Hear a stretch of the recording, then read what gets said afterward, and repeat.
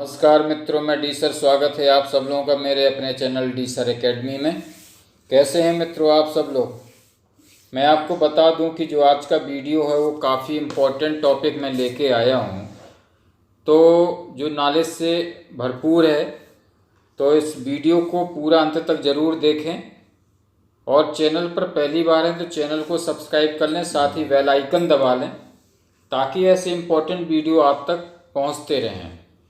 और मित्रों, ये वीडियो अच्छा लगे तो लाइक और शेयर ज़रूर कर दें। Thank you. तो चलिए शुरू करते हैं। और टॉपिक में बता दूं कि आज का जो टॉपिक है ये है, आपने पढ़ा होगा कि समुद्र मंथन से 14 रत्न प्राप्त हुए थे, तो उन्हीं रत्नों के विषय में डिटेल से बात करेंगे, क्योंकि काफ़ी इम्पोर्टेंट हो। हर एग्जाम में और केबीसी में तो ज़रूर पूछे जाते हैं इससे संबंधित एक आध क्वेश्चन, तो आप ज़रूर इसको पूरा देखें। तो चलिए शुरू करते हैं। तो हमारा टॉपिक है, जाने समुद्र मंथन से प्राप्त 14 रत्न कौन से थे। तो मैं आपको बता रहा हूँ बारी बारी से, डीपली में एक एक करके, तो आप ध्यान से इनको पढ़ें। हिंदू धर्म से संबंधित लगभग सभी लोग समुद्र मंथन की कथा को जानते हैं। यह कथा समुद्र से निकले अमृत के प्याले से जुड़ी है, जिसे पीने के लिए देवताओं और असुरों में विवाद उत्पन्न हो गया था, जिसके बाद भगवान विष्णु ने मोहिनी नामक स्त्री का रूप धारण कर देवताओं को अमृत पान करवाया था। लेकिन क्या आपको पता है कि समुद्र मंथन के दौरान अमृत के अलावा 13 अन्य वस्तुएं भी प्रकट हुई थीं। इस लेख में हम समुद्र मंथन की कथा और उससे निकले 14 रत्नों का विवरण दे रहे हैं, तो आप ध्यान से इसको देखें। आपको बता दें कि हिंदू धर्म से संबंधित लगभग सभी लोग समुद्र मंथन की कथा को जानते हैं।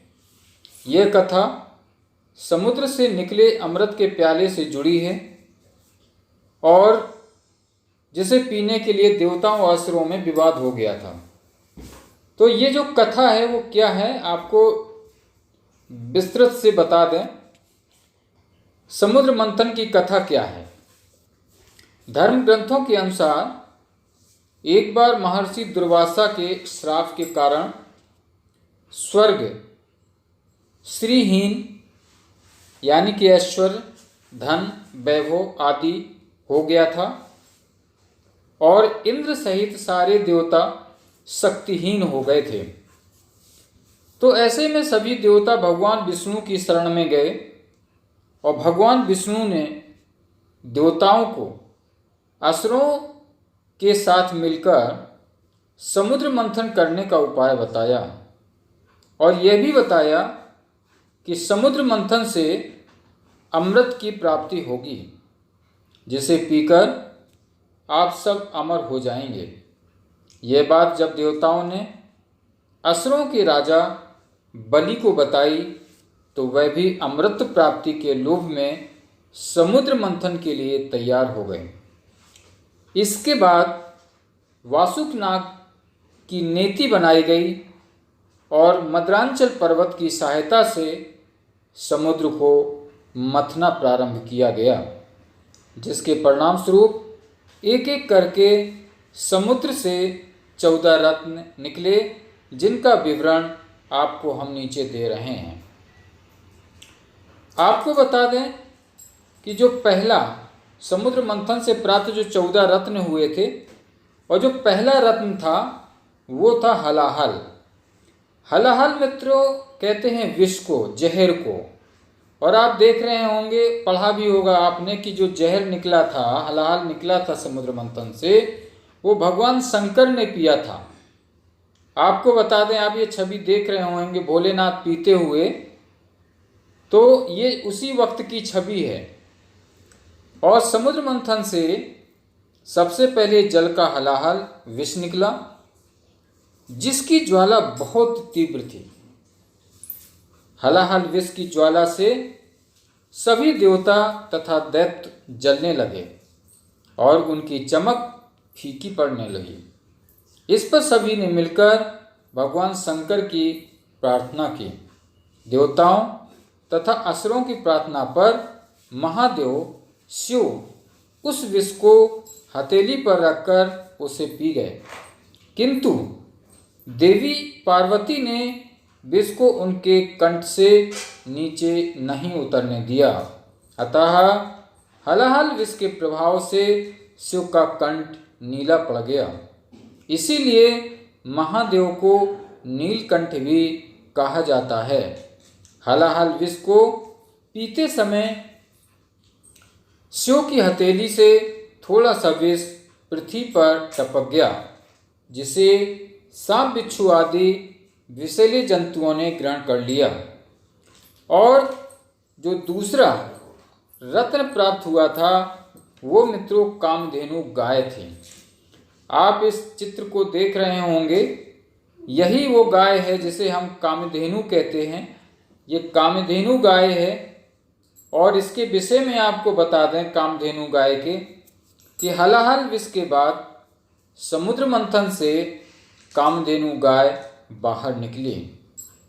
वे अग्निहोत्र यानी यज्ञ की सामग्री उत्पन्न करने वाली थी, इसीलिए ब्रह्मवादी ऋषियों ने उसे ग्रहण कर लिया। कामधेनु का वर्णन पौराणिक गाथाओं में एक ऐसी चमत्कारी गाय के रूप में मिलता है जिसमें दैवी शक्तियाँ थीं और जिसके दर्शन मात्र से ही लोगों के दुख व पीड़ा दूर हो जाते थे। यह कामधेनु जिसके पास होती थी उसे हर तरह से चमत्कारिक लाभ होता था।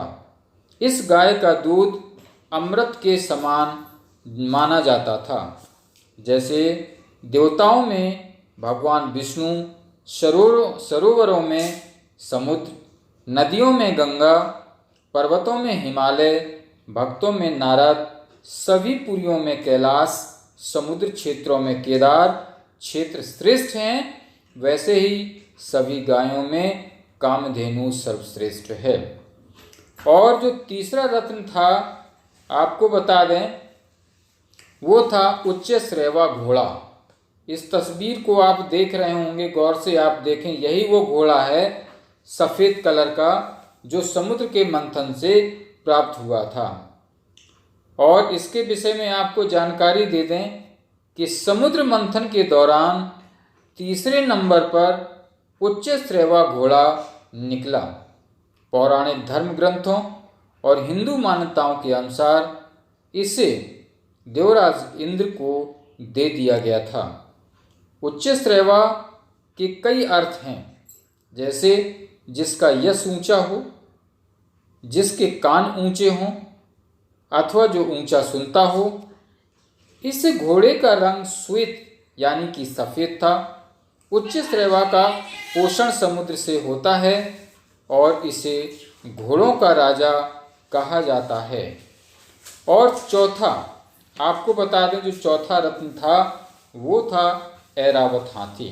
आप इस तस्वीर को देख रहे हैं जिसमें ये हाथी नज़र आ रहा है, यही वो ऐरावत हाथी है जो समुद्र मंथन से निकला हुआ था। इसके विषय में आपको जानकारी दे देता हूँ। समुद्र मंथन के दौरान चौथे नंबर पर ऐरावत हाथी निकला।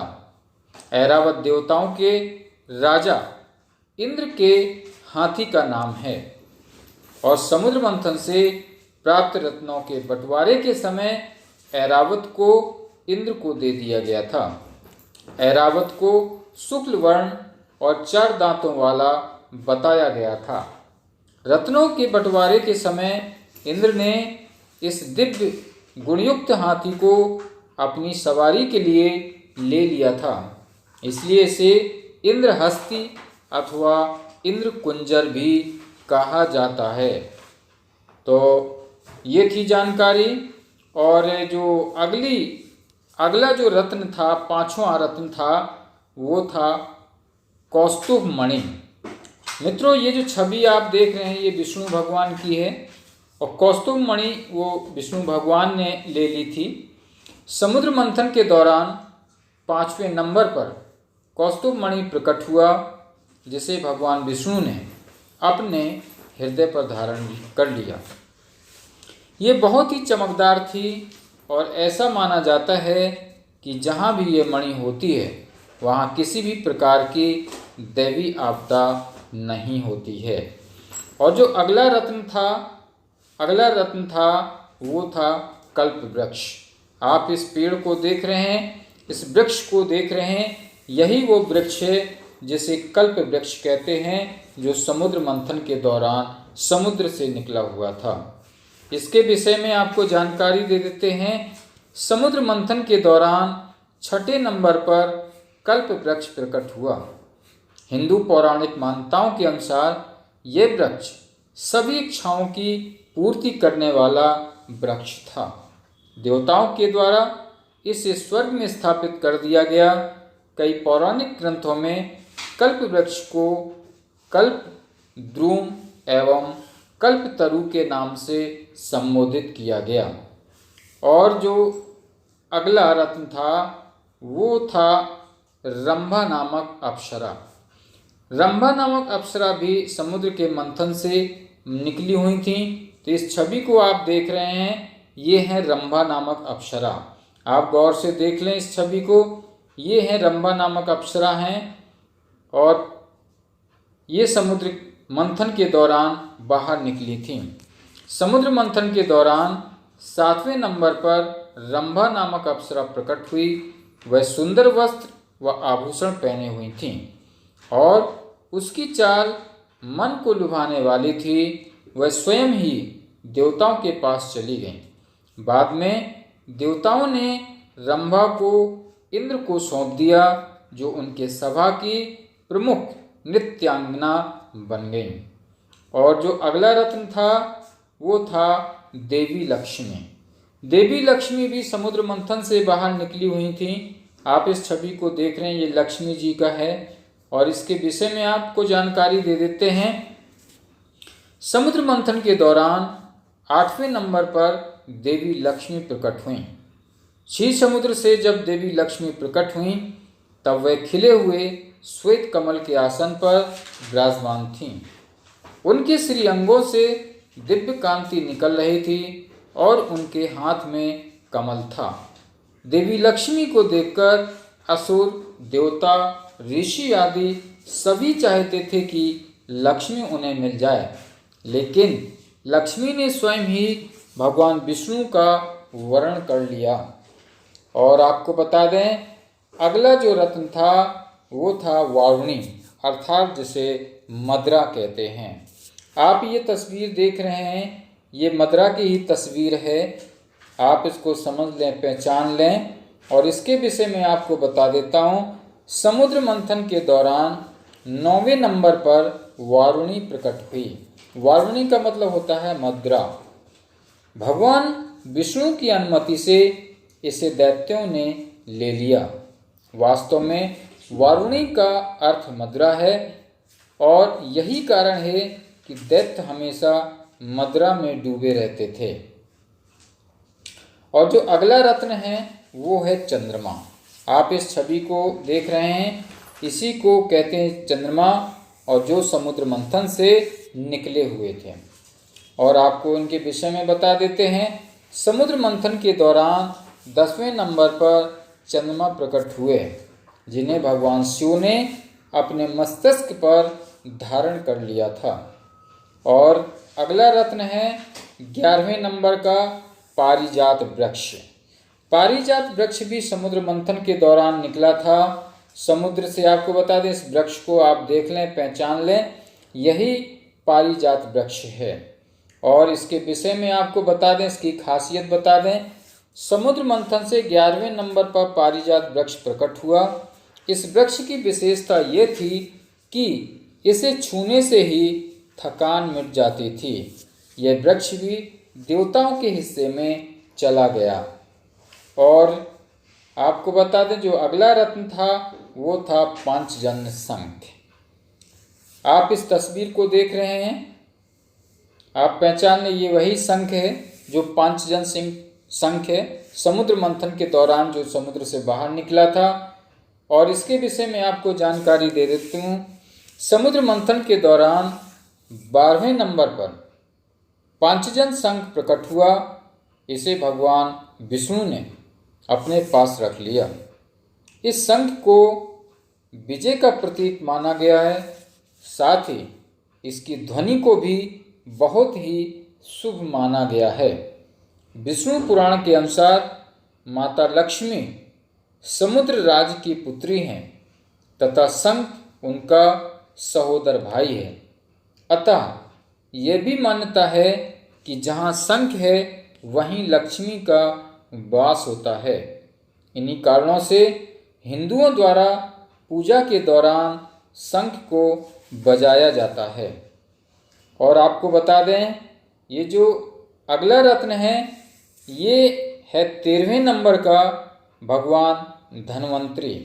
भगवान धन्वंतरी को आप देख लें, यही है 13वें नंबर पे जो समुद्र मंथन से बाहर निकले थे। और इनके विषय में आपको जानकारी देते हैं। भगवान धन्वंतरी को आयुर्वेद का भगवान भी कहा जाता है। समुद्र मंथन के दौरान सबसे अंत में हाथ में अमृतपूर्ण स्वर्ण कलश लिए आपको बता दें चतुर्भुज रूपी भगवान धन्वंतरी प्रकट हुए। अमृत वितरण के पश्चात देवराज इंद्र की प्रार्थना पर भगवान धन्वंतरी ने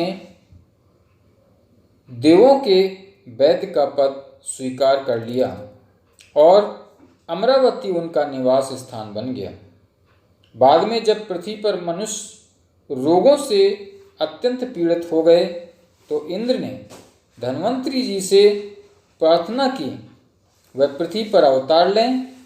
इंद्र की प्रार्थना स्वीकार कर भगवान धन्वंतरी ने काशी के राजा दिवोदास के रूप में पृथ्वी पर अवतार धारण किया।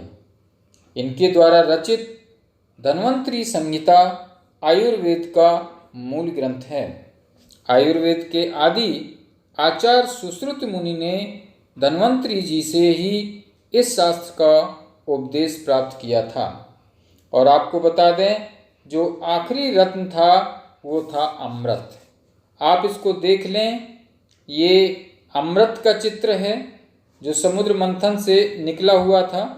इसके विषय में आपको बता देता हूँ, समुद्र मंथन के दौरान प्रकट होने वाला 14वां और अंतिम रत्न अमृत था। अमृत का शाब्दिक अर्थ अमरता है। भारतीय ग्रंथों में ये अमृत प्रदान करने वाले रसायन के अर्थ में प्रयुक्त होता है। यह सबसे पहले ऋग्वेद में आया है, जहाँ यह सोम के विभिन्न पर्यायों में से एक है। अमृत को देखकर दानव आपस में लड़ने लगे, तब भगवान विष्णु ने मोहिनी रूप धारण कर छलपूर्वक देवताओं को अमृत पान करवा दिया था। तो मित्रों आपको बता दें, यही वो 14 रत्न थे जो समुद्र मंथन से प्राप्त हुए थे। तो ये जानकारी नॉलेज से भरपूर है, तो आप इस वीडियो को अंत तक जरूर देखें। और चैनल पर पहली बार हैं तो चैनल को सब्सक्राइब कर लें, साथ ही बेल आइकन दबा लें ताकि ऐसे इंपॉर्टेंट वीडियो और भी आपको मिलते रहें। मित्रों वीडियो अच्छा लगे तो लाइक और शेयर ज़रूर कर दें, और जिन्होंने चैनल को सब्सक्राइब नहीं किया तो चैनल को सब्सक्राइब कर लें और बने रहें चैनल पर, पढ़ाई करते रहें, ज्ञान अर्जित करते रहें। और ऐसे ही इम्पोर्टेंट वीडियो के साथ में मिलते हैं अगले वीडियो में। Okay, all the best.